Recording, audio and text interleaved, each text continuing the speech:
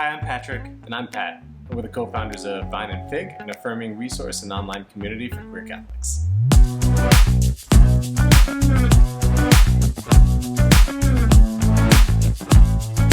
So the first question is, do you feel conflicted staying Catholic when doctrine does not affirm LGBTQ plus life? This is something that I had to deal with personally when I came out trying to reconcile my Catholic identity with also my gay identity.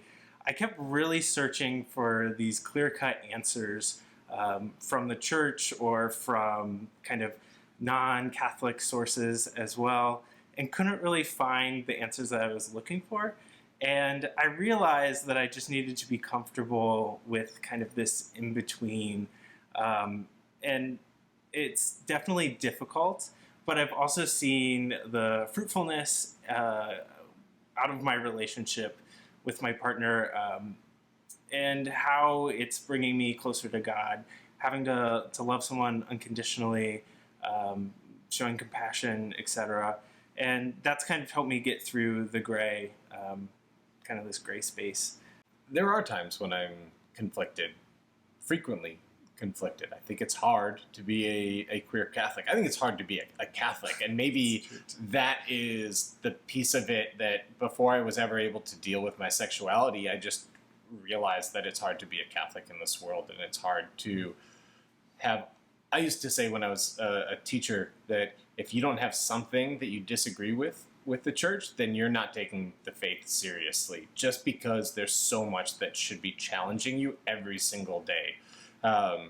That it's going to push back on you on some level. So I think I've just learned to kind of adapt that mentality and even spirituality to where I'm at with the church now in taking my sexuality more seriously and honestly and vulnerably, and trying to piece it in with this bigger piece of just my life as a Catholic. Were you either or both raised Catholic? Yeah, I'm a cradle Catholic. Same. Are there opportunities to gather in person for Mass, a meal, and conversation? It depends on where you're at. There are some places like out at St. Paul's in New York City, which is a ministry run by the Paulist Fathers that specifically has a LGBTQ Mass that they celebrate every week, where queer couples are welcome to come and participate, and they have a lot of ministries that they do together as a community. There are some places I've been where it's a little more under the table. Like I've been at masses and parishes where there is a queer community that meets after a certain Mass on Sunday when everybody meets for coffee and donuts, and it's just kind of the queer table, but it's not announced. It's not something that's officially sanctioned, but everybody who's queer tries to go to that Mass so that they can have some fellowship afterwards.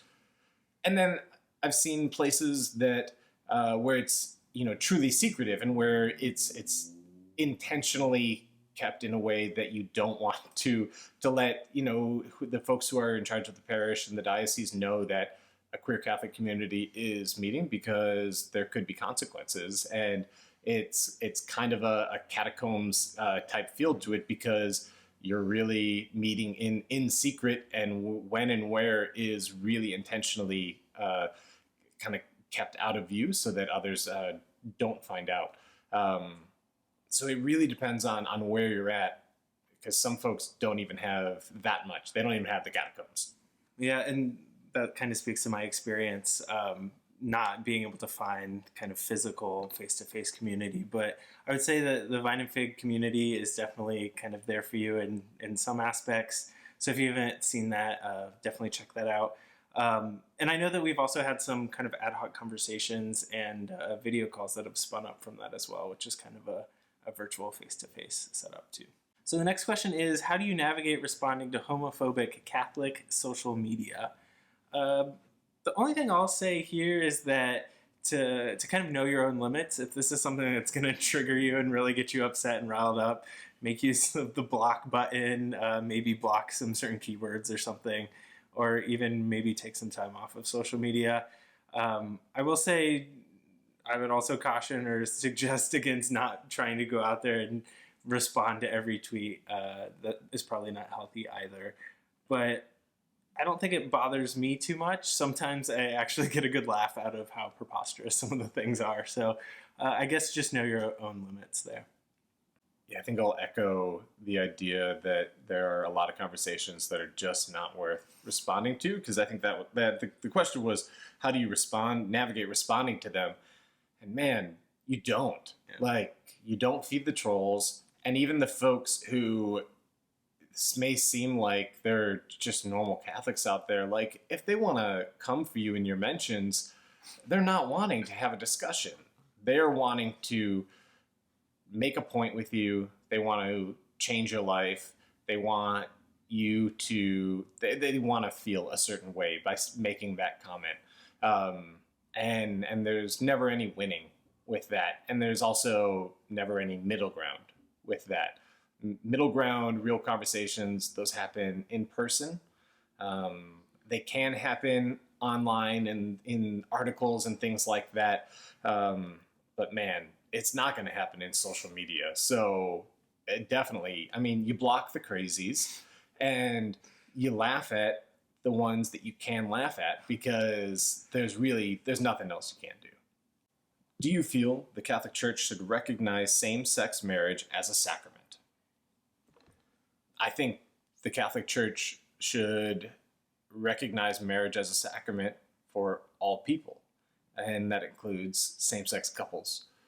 And not only that, part of our founding Vine and Fig, it didn't just come about because we wanted to find a way to kind of survive in a church that didn't accept us, but because we really believed that one day the church will get there, and that we need to help move the church forward. Like, it's the church's teaching on marriage, we fully believe, like, it already encompasses us. We just need to help the church see how, because they haven't really seen our lives. They haven't really seen that we already embody all that it teaches already.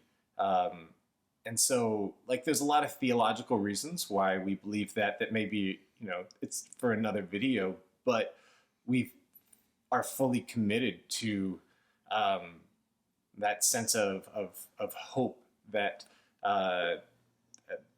we're not a part of a church that doesn't have marriage in its future for us. Like, we stay Catholic because we believe the Catholic Church already does and can more fully accept us and welcome us into that sacrament.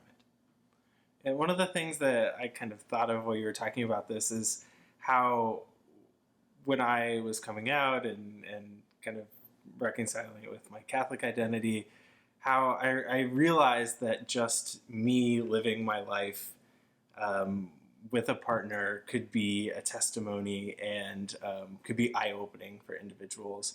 And I think that the change might be slow, but I also feel like just being yourself is kind of something that pushes that needle and lets people kind of see the fruitfulness of our lives. How have you seen that in the Catholics in your life already?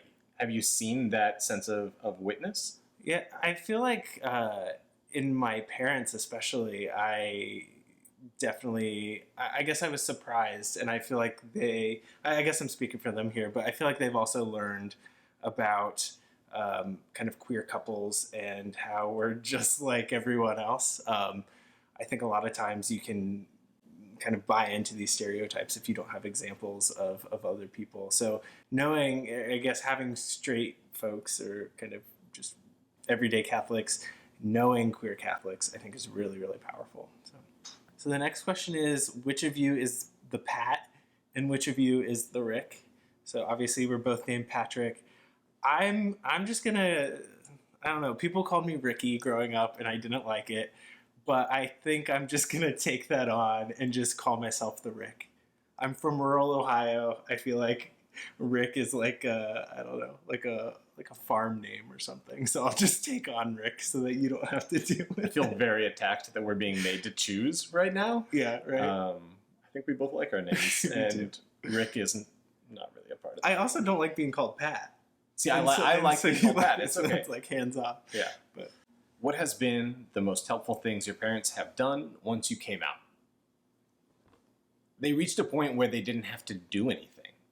They reached a point where it became normal, and it didn't have to be reacting to their gay son and trying to figure out how to handle their gay son in any given situation, whether it's at church or actually having to like have conversations about my sexuality or anything like that. It just became finally dealing with me as just like their son and how they always had before. And I think that letting go I've been told so many things about the gay community. I've been told so many things about what having a gay son would thus be like, and just figuring out what their son is like. Once that happened, it changed our dynamic back again. It's not that it was a new thing. It was like, oh, this was what it was like growing for me growing up before I came out, and before this became kind of a haze that we were viewing each other through. yeah, and I'll kind of echo and add to that. I can still remember the conversation that I had in the car with my parents when I came out to them. There was like a lot of crying all around, but I don't know why, because they were very supportive, but also just kind of gave me space to talk, and they just listened and I guess refrained from asking a lot of questions or trying to get really in the weeds, and they were just kind of let it happen. Those questions got answered over time.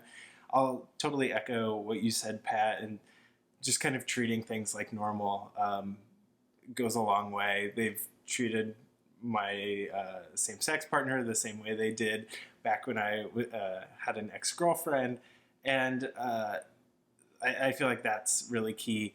The other thing, too, that came to mind was that they're not embarrassed of me, or it's not kind of something that they don't want to talk about. We were at a 4th of July party recently at my uncle's house, and he had some extended family on his side that came out, too. So people I don't see very often or don't even really know their names to. And I remember my mom was introducing my family, I guess my immediate family, to one of the newcomers. And she kind of went down the line. She's talking about my brother and his wife and his daughter. And then it was, this is Patrick, and this is his boyfriend, Andrew. And it was just, I don't know, she treated it like the most normal thing. And I think that means a lot. And it's also just being normal at the same time. So it's kind of a weird mix, but small things can go a long way.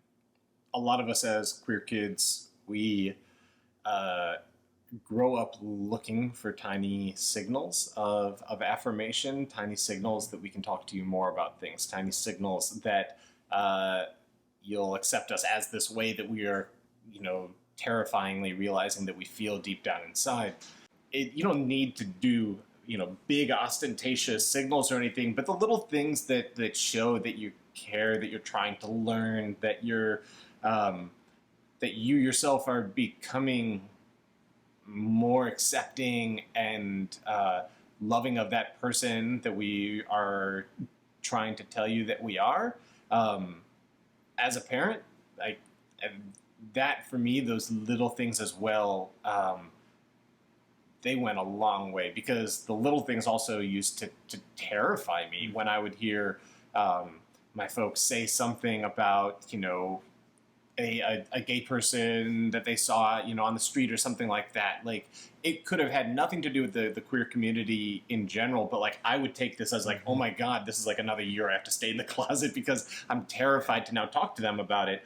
They must be talking about me. Like, my little sensitive heart just like was, crumpled inside when I would hear these little things. So, as a parent who's trying to be more affirming and try to reach out to your kids more, like, those little things still mean a lot to us as your kids, and it doesn't matter how old we are. We look for them still a lot. Yeah, and also if you have had kind of a tumultuous relationship with your child, I would just say that it's gonna take time. Like Pat was mentioning, those wounds can go really, really deep, and even like small little things that people have said 10 years ago, you still remember them and still kind of burn there in your mind. So give things time and space, but try your best, listen, go from there. All right, last question. Are raindrops tears of angels? No. I will say, though, that when as I mentioned earlier, I'm a cradle Catholic, and then around high school, I had kind of a conversion experience where I got involved in youth group and stuff like that. And in that zeal, that like newfound faith in Catholicism, I still had a very childlike understanding of angels. And so anytime there was pretty much anything that I didn't understand or just couldn't immediately explain, I was like, oh, it must be angels. Like there was a time I was out walking in a park and it was late at night and a cop that was just doing a patrol came up, asked me if I was okay. I said, yeah, turned around, kept walking. I looked back shortly thereafter and the cop was gone. Like I didn't see the cop car anywhere. And I was like, oh my God, it was an angel. And I truly believed. I told stories for like a couple years about how like I had a genuine interaction with an angel that night. And now I'm like, oh, he just sped out of the park a little faster than I anticipated. And, you know, rationality takes over. I feel like I don't have any fun angel stories. Maybe you're just more Catholic than I am, and the angels come and visit you. They do interact with me a lot, at least in my imagination. No, the only thing comes to mind is when there are beams of light coming out of a cloud. I used to think, and still kind of think, that angels are like roaming the ground and are keeping an eye on you. Do you feel safer when there are beams of light? I do. I feel safer in the daylight. I don't know. I feel... I don't even know where I'm going. All right. Well, this has been Q&A with Pat and Patrick, Vine and Fig. Love y'all. See ya. Smash the subscribe button. I really am not trying to throw a wrench in, but did you want to say online or no? No. Because you said it the first It's time. all right. Okay. And we're the co-founders of Vine and Fig, an online...